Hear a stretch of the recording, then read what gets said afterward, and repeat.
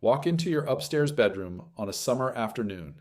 It's warmer than the rest of the house, 3, 4 degrees warmer, and the AC never quite catches up.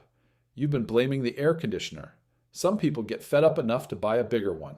It's not the AC. 6 inches above that ceiling, there's a space the size of your whole house, baking at 160 degrees, pouring heat straight down into the room all day long. Your air conditioner is running flat out trying to cancel it, which means a big chunk of what you pay every month isn't cooling your house at all. It's cooling your attic. In a minute, I'll show you a 30-second check you can do from your own driveway. No ladder, no crawling into anything. That tells you whether this is happening in your house. For most people it is. Start with the money, because none of it is abstract. Sort out the airflow up there, and you cut your cooling bill by 10 to 15%. On a house spending a couple thousand a year to stay cool, that's a few $100s back every summer for as long as you own the place. And it's not just the bill. That air conditioner grinding through long cycles all afternoon, never quite shutting off, is wearing itself out years early doing it. A new compressor is thousands of dollars you end up spending sooner than you had to. Then there's the roof itself, a whole separate cost. That trapped heat is cooking your shingles from underneath. Every big shingle maker, Gaff, Owens Corning, Certainteed, makes proper attic ventilation a condition of your warranty. It's in the fine print. If your attic can't breathe, that 30-year coverage you paid for may have been void the day the roof went on. But that one's the slow problem. The fast one's the bill on your counter. And stay to the end, because there are 2 more things hiding above your ceiling that make all of this worse, and almost nobody ever checks for either one. Okay, so you've heard that heat rises, and it does. That's exactly the thing that trips everyone up, because it makes you picture all that attic heat staying politely up in the attic. It doesn't, and this is the part that changed how I look at my own house. Heat doesn't just rise, it radiates. The sun beats on your shingles all afternoon, the heat soaks down through them into the wood deck underneath, and that deck, the plywood right under your roof, climbs to 150, 160, sometimes 180 degrees. A surface that hot does not sit there, waiting for the air to carry it off. It glows, not light you can see, infrared. The same way a campfire warms your face. From across the yard, without ever touching you, your roof deck is beaming heat straight down. Onto your insulation, onto your ceiling, into the room where you're sitting. Heat rises, radiation doesn't care. It travels in a straight line from the hot thing to the cold thing, and the hot thing is 6 feet above your bed. And the stuff it lands on, your drywall, your insulation, your floors, drinks up about 90% of it. Then your AC spends the whole afternoon pulling that heat back out of the house. Heat that started on your roof and got delivered to your couch by an oven you didn't know you were running. There's a system that's supposed to stop all this, and the core of it is about as simple as building science gets. If you already know how an attic's meant to breathe, stick with me anyway. This part's just the on-ramp. Where it's headed is every roof shape and every oddball setup the standard advice skips right over. But it starts here. Cool air comes in low, through vents in the underside of your roof's edge. That's the soffit, the part that overhangs your wall. The air heats up, rises, runs along the underside of the roof, and leaves through a vent at the very peak, the ridge. In at the bottom, up the slope, out the top, no fan, no power, no moving parts. When it's working, your attic stays within 10 or 15 degrees of the outside air. On a 95-degree day, that's 105 up there instead of 160. The deck never gets hot enough to cook you through the ceiling, and it cuts both ways. In winter, that same airflow keeps the attic cold, which is what stops ice dams from building up at your eaves and keeps moisture from collecting up there and rotting the wood. So this isn't a summer fix. It's working for you year-round. That's when it works. In a whole lot of houses, it doesn't. Roughly half of American homes show signs of attic ventilation that isn't doing its job. And the failure is almost never the part you'd guess. It's not a missing vent at the top. It's the air that can't get in at the bottom. 3 things go wrong down at the soffit. The first is the most common: insulation. Over the years, blown-in insulation drifts toward the edges of the attic, or an installer shoves the bats a little too far into the corners, and it smothers the soffit vents from the inside. The vent's still there. Air just can't get through it anymore. Now you've got an exhaust pulling at the top of the attic and nothing feeding it at the bottom. A straw with your thumb over the end. The second one is worse because it's a lie. Sometimes the soffit looks vented. You stand under your eave, look up, you see little holes, but behind that panel, the wood was never actually cut open. The vent is decoration. It's been pretending to breathe since the day the house went up. And the third, somebody installed a beautiful ridge vent along the peak, did a clean job of it, and never once checked whether air could get in down below. The exhaust works perfectly. The intake doesn't exist. The vent just sits up there looking productive while the attic bakes. So here's that 30-second check. No ladder. Walk outside, stand back from the house, and look up at the underside of your roof's edge, the part hanging over the wall. Are there vents up there at all? Little perforated strips, panels with slots? If it's just solid board, that's your answer right there. No intake. If you do see vents, here's the part nobody tells you. Push on one. Reach up or grab a broom handle and give it a poke. If it gives a little and you can tell it's open behind there, good. If it's backed by something solid, that's one of the fakes. That's the front yard version. The real confirmation is up in the attic on a cool morning, not a hot afternoon. You do not want to be up there at 2 o'clock. You look toward the edges. See daylight or a clear gap between the insulation and the roof. Air's getting in. See insulation jammed right up against the wood with no gap at all? You just found your problem, and in most houses, you'll find it at every single edge. Now, when I covered this before, the comments filled up with one question, asked 100 different ways. Okay, but my house isn't like that. I've got gable vents. I don't have a ridge vent. My roof's a weird shape. What do I do? So let me go through it, every version of what's actually above your ceiling, and exactly what to do with it. And here's the thing that makes it simple. Intake is the same on every house ever built. Air comes in low at the edge. The only thing your roof shape changes is how the hot air gets out at the top. So there are really only two questions. Is air getting in, and can it get back out? Question 1. Is air getting in? If your soffits are choked with insulation, you've got two ways to deal with it. If you don't want to crawl through an attic, and I don't blame you, you can do it from the ground with a leaf blower. Stand under the eave, run the blower up into the vent, and the blast clears the drifted insulation and debris right out. Second story? Slip a length of PVC pipe over the blower tube to reach it. Quick, cheap, no crawling. 2 catches though, and you need both. It'll move loose blown-in insulation. It will not budge bats that are wedged in tight, and it does nothing at all if the vent was never cut open behind the panel. You'd just be blowing air at a board. For those, you're going up. Up in the attic, the fix is almost embarrassing. You pull the insulation back from the edge, 6 inches, a foot, until there's a clear channel from the soffit up into the open attic. Then, so it doesn't drift right back, you staple in baffles. They're in the insulation aisle of any hardware store. Long, shallow trays of foam or cardboard, sized to slot between your rafters, a couple of bucks a piece. You push one into each rafter bay down at the edge, staple it up against the underside of the roof, and it holds that air channel open so the insulation can't creep over it again.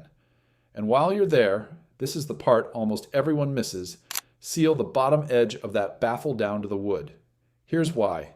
Wind comes in through the soffit. If there's a gap, it doesn't run up the channel the way it should. It blows sideways, straight into your insulation, and shoves it back off the edge. People end up with bare, uninsulated strips running along their outside walls and can't figure out why those rooms are always too hot or too cold. A 15-mile-an-hour breeze is enough to move loose insulation around up there. Seal that baffle, and the wind goes where you want it instead of where you don't. And what if you don't have soffits at all? Some houses, older ones, certain styles, have no overhang. No underside to put a vent in? People hear that and figure they're stuck. They're not. There's a thing called an edge vent, sometimes a drip edge vent. It installs right at the bottom edge of the roof itself and does the exact same job a soffit vent does, pulls air in low. Air vent, Lomanco, Owens Corning all make one. No overhang. That's your intake. One thing to keep straight as we go, because it changes who does the work. Clearing those blocked soffits and stapling in baffles is all you. A weekend, basic tools, nothing fancy, but anything that means cutting a fresh opening into the roof, a ridge vent, those edge vents, the roof vents coming up next. That's a roofer's job, not a Saturday project. Worth knowing which kind your fix is before you start pricing it. Question 2. Can the air get out at the top? This is where your roof shape finally matters, and this is the part the comments kept circling. So find your roof. Simple triangle, 2 slopes meeting at one long peak. That's a gable roof, and you've got the easy one. That long peak is perfect for a ridge vent, and a ridge vent with clear soffits is the gold standard. Hold that thought, we're coming back to it. If that's your roof, you basically already own the best setup there is. You just have to make sure both ends are actually working. Slopes on all 4 sides coming up to a short peak, almost a point. That's a hip roof, and it's got a problem the gable doesn't. There's barely any ridge up there to vent, not enough length to let the air out. The roofers will tell you straight, a ridge vent on a hip roof usually can't keep up. So you go to hip vents that run down the diagonal edges or low box vents cut high on the slopes. More exits because you can't lean on one long one. Barn-style roof, 2 different slopes on each side, steep down low, shallow up top. That's a gambrel. Good news, there's usually a real ridge up there. So the peak takes a ridge vent fine. The headache is that steep lower section, where the rafters are packed tight with insulation and there's nowhere for air to move. You handle it with baffles, plus a vent at the break, where the steep part meets the shallow part, feeding air up to the ridge. The mansard's the toughest of the common ones. 4 steep sides with a flattish top, the fancy French-looking roof. Those steep sides leave almost no room for intake, and the top barely has a ridge to work with. The shape gives you so little to work with that you're usually down to roof-mounted vents or a powered unit, set high on the slopes. Single slope, no peak at all, a shed roof, you vent low edge to high edge. In at the bottom, out at the top.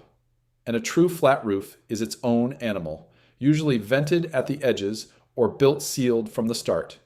If that's you, that's a different video. Now, 2 rules sit on top of all of that, no matter what shape your roof is. First, don't mix your exhaust types. This is where people get into trouble trying to help themselves. You've got a ridge vent, the attic's still hot, so you add a gable vent. Or you bolt on one of those spinning turbine things, a whirlybird. Or you wire in a powered fan. Feels obvious. More exhaust has to be better. It's not. What actually happens is the ridge vent stops pulling air all the way up from the soffits and starts pulling from the easiest opening it can find, the gable, the turbine, the fan, sitting right next to it. The air short circuits across the top 6 inches of your attic and the bottom goes dead. You added a vent and made it worse. Now, that doesn't make gable vents the enemy. If gable vents are what you've already got and there's no ridge vent up there fighting them, leave them be. Paired with open soffits down low, they move air just fine on their own. That's a complete working system. The only time you take them out of play is when you're putting in a ridge vent. Then you block them off from the inside with a piece of foam board or plywood over the opening. Because at that point, they're the thing short-circuiting the setup you just paid for. The powered fan is the sneakiest one of all. It feels like the answer, just suck the hot air out with a motor. But if your intake's blocked, the fan can't pull from outside, so it grabs the next easiest air it can find. The cool, conditioned air inside your house, straight up through every gap in your ceiling. One study clocked these fans pulling an average of 230 cubic feet of your air-conditioned air out of the house every minute. You paid to cool that air. The fans dumping it in the attic. The Department of Energy flat out warns against them when your intake isn't right. So what do you do if one's already bolted to your roof? Fix the intake first. That's the whole game. Once air can actually get in down low, the passive ridge and soffit moves plenty on its own, and the fan turns into a motor waiting to die. A lot of people just cut the power to it and never miss it. Whatever you do, don't lean on a fan to rescue an attic that can't breathe. All it does is pull harder on your house. The whirlybirds at least don't burn power, but they live and die on the wind, they clog with leaves and bird nests, and the moving parts squeak and seize. A lot of spinning for not much air. Second rule, balance. The rough target is 1 square foot of vent for every 300 square feet of attic floor, split about half and half, intake down low and exhaust up high. Forget the math. Remember the principle. Your intake and your exhaust should match. More exhaust than intake, and you're right back to the fan problem. The system starts stealing air out of your house to feed itself. And before any of this even applies to you, 2 quick gut checks. Because some houses aren't playing this game at all. If you've got a vaulted or cathedral ceiling, that tall sloped ceiling with no attic above it, there's no open space to crawl into and no insulation to pull back. The vent path has to run right up the slope, inside the roof, in the narrow gap between the rafters, soffit at the bottom to ridge at the top. If yours was built with that gap, you're fine. If it was packed solid with insulation, it's got to be either opened back up with baffles in every single rafter bay, or sealed completely with spray foam and run as what's called a hot roof. One or the other. The in-between is where you grow mold. And the most important check of all. If you climb up there and the insulation isn't on the floor, it's sprayed up against the underside of the roof and there are no vents anywhere, stop. Do not add vents. That's not a broken attic. That's a sealed one, built that way on purpose. The newer way of doing it, where your attic is actually inside your home's cooled space. Cutting soffit vents into, that would be punching holes in a system that's working exactly right. If that's what you've got, this whole video isn't for you, and your builder did you a favor. So, out of all of it, every roof, every option, what's actually best? For a normal attic, it isn't close. Ridge vent along the peak, clear soffits along the bottom. The Department of Energy calls it the most effective attic ventilation there is. It's continuous, it's balanced, no moving parts, no power bill, and it pulls air across the entire underside of your roof instead of one hot corner. Here's the move though. If you're already getting the roof redone, that's when you ask for it.